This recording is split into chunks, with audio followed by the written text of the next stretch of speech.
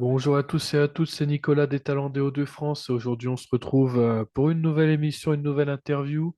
Aujourd'hui, on est en compagnie du groupe Rave on Binary. Voilà, bonjour. Salut. Voilà, donc aujourd'hui, je vais te laisser d'abord, dans un premier temps, présenter un peu le groupe en quelques lignes. Ok, ça marche, pas de souci. Donc moi c'est Spot, je suis le guitariste du groupe Raven Binary. Donc Raven Binary c'est quoi? C'est un groupe, comme vous pouvez le voir, de robots qui font un crossover entre du métal et de l'électro. Donc on a tendance à dire qu'on a un peu un crossover entre Slipknot, Daft Punk, mais avec des influences très metalcore. Et donc voilà un petit peu l'univers. Donc bien sûr, univers un peu futuriste pour rappeler le côté robot. Et voilà, c'est un petit peu ça Raven Binary du coup en résumé. Très bien. Quelles sont vos influences musicales?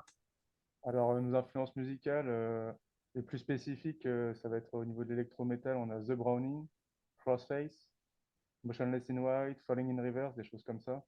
Après, on a chacun nos petites influences un peu plus spécialisées. Moi, je sais que ça va être plus le pop-punk, le metalcore, là où Caliban, le chanteur, ça va plus être du hardcore, du deathcore, et ouais, tout, metalcore un petit peu aussi. Et notre batteur NK88, ça va être plutôt tout ce qui est prog, hardcore et deathcore aussi. En fait, on a une grosse vibe deathcore dans le groupe. D'accord, très bien. Du coup, aujourd'hui, on est ensemble en interview pour parler un peu de votre projet. C'est ça, vous avez sorti votre album.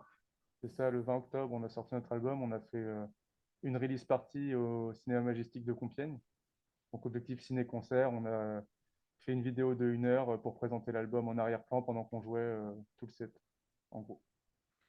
D'accord, donc là, je vois, ouais, c'est un album de 12 titres, hein, c'est ça? Exactement Un 12 album titres. concept.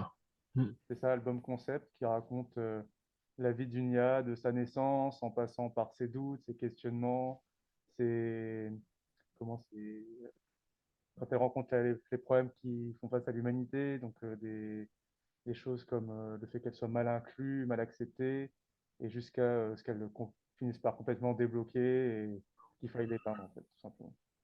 D'accord, ouais, je vois que ça a été également financé par Ulule, hein, c'est ça? Puis Ouais, on a lancé les une campagne de participants. financement qui a plutôt bien marché. On a récolté 1 000 euros, donc ça nous a permis vraiment de pouvoir sortir cet album de manière assez sereine et de passer D'accord. les CD, etc.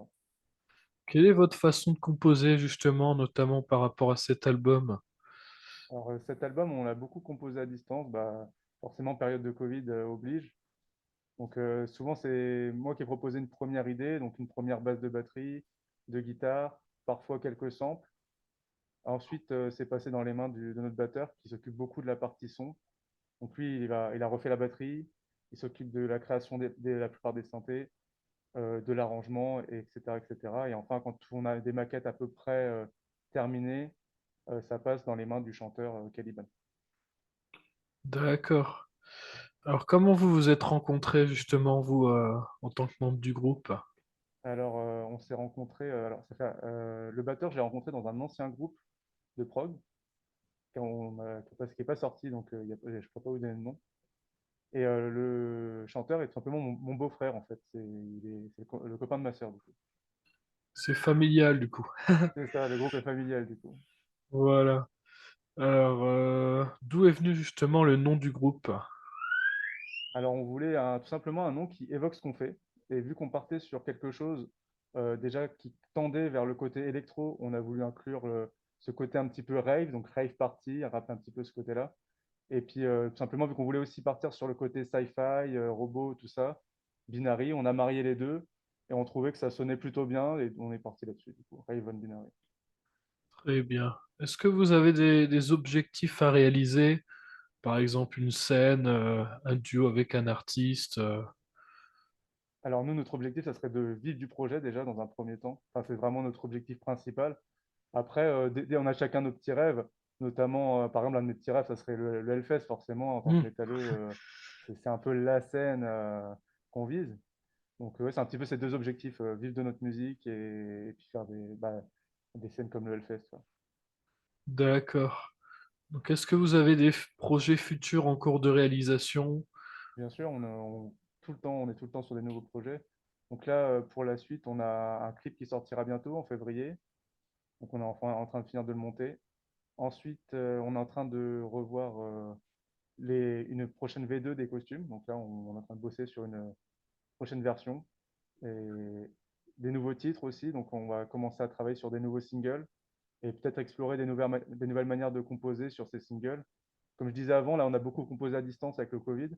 Et là, finalement, on va essayer plus de se réunir et de composer tous les trois pour essayer d'avoir une émulsion un petit peu différente dans nos compositions. Très bien. Alors, est-ce que vous avez des moments précis mémorables vécus lors d'un concert ou à partager? On a fait des icophonies, c'était un vraiment super moment. Il y avait une bonne ambiance, la scène était vraiment cool. Après, vraiment, la grosse scène qu'on a adorée, c'était notre release party parce que c'était grandiose. L'écran derrière nous, il est énorme.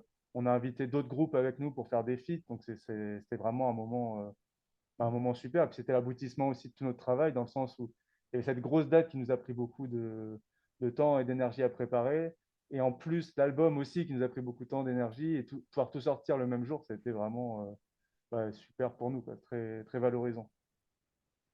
Très bien. Alors, quel conseil vous donnerez justement à un artiste qui souhaite débuter? Pas facile. Alors, je dirais que surtout d'essayer de se lancer, ne pas faire tourner pendant 3 ans son projet. À un moment, faut se lancer et ça finira par s'améliorer au fur et à mesure. Et puis,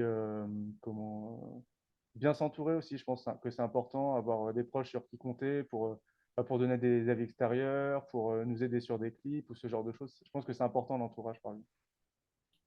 Très bien. Alors, sur quel réseau on peut vous retrouver un peu pour écouter les albums, regarder s'il y a des futurs concerts? Alors, on est sur toutes les plateformes de streaming. Après, nous, on est principalement sur YouTube et Spotify, mais on est aussi sur les autres. Et pour les réseaux sociaux, on est sur Facebook, Instagram, TikTok. Là, on vient de se mettre sur Thread il n'y a pas longtemps. Hmm, Et voilà, on est un petit peu partout. On n'est pas sur Twitter, par contre, mais sinon, le reste, on essaie d'être un petit peu partout. très bien. Alors, quelle est votre opinion justement pour terminer sur l'importance des plateformes de streaming justement aujourd'hui dans l'industrie musicale? Les plateformes de streaming, il y a du pour et du contre, hein, comme tout. Donc forcément, le pour, c'est que ça nous permet d'avoir une visibilité accrue, hein. En quelques clics, on peut déposer notre musique en ligne, la partager avec le monde. C'est quand même quelque chose qu'on ne pouvait pas faire il y a des années. Donc ça, on ne peut pas nier que c'est un côté vraiment très positif. Par contre, c'est vrai que la rémunération des artistes sur les plateformes de streaming laisse encore à désirer. Donc on va espérer que ça s'améliore dans les prochaines années. Et voilà. Après, c'est vrai qu'il y a aussi beaucoup de concurrence sur les plateformes de streaming. Même si en quelques clics, on peut mettre notre contenu en ligne, ça reste difficile de se démarquer des autres projets qui sont aussi très, très, très solides. Très bien, il n'y a pas de souci. En tout cas, moi, je pense avoir fait un peu le tour des questions, mais je te Super. remercie d'avoir accepté avec le groupe du coup l'invitation Ah, merci à toi. avec, avec ce projet, hein, et puis je vous souhaite tout le meilleur pour la suite, hein. À toi aussi. Voilà, je te remercie et puis je dis au revoir à tous les auditeurs, auditrices et on se retrouvera très bientôt pour une prochaine interview. Au Salut, revoir. salut. Salut.